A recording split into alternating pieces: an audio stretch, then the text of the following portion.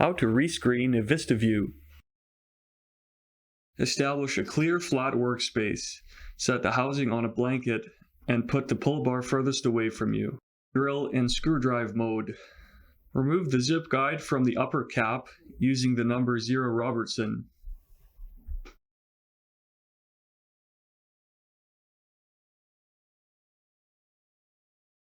Remove the number 6 self-tapping screws from the upper end cap attached to the housing. Separate the upper end cap from the housing and spring.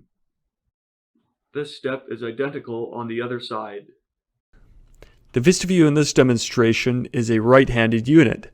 That means a white spring will be on the right side of the rolled mesh when the unit's oriented like so. For a left-handed unit, there will be a black spring on the left side. Set aside the housing components. Invert the pull bar onto the mesh. Remove both mesh retainers and set aside. Invert the pull bar back over. Remove handle plugs from the handle and plate. Unscrew the handle and the plate and set aside.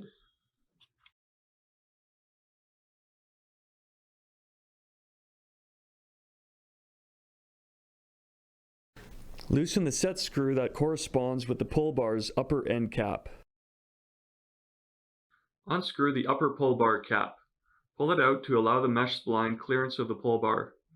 Then tighten the brake adjuster screw. Slide the pull bar from the mesh spline and set it aside.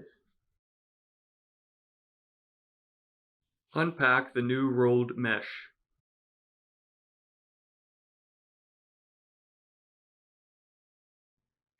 Position the new mesh so that the spline is away from you downside. Notice the white spring on the right side. Place the housing over the rolled mesh.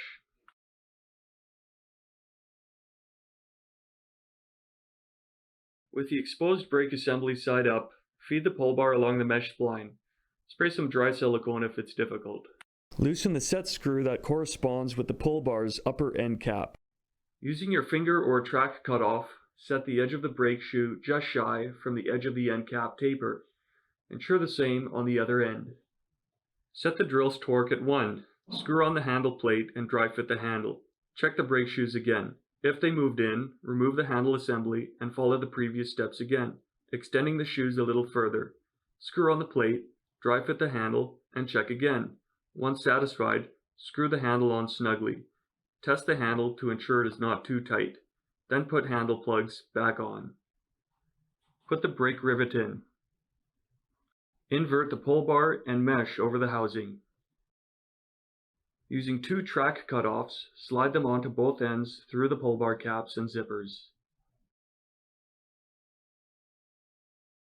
Hook a hole through the zipper fabric where the pilot hole in the end cap is. Then reinstall the mesh retainers squarely. Remove the track cutoffs. Place the pull bar furthest from you.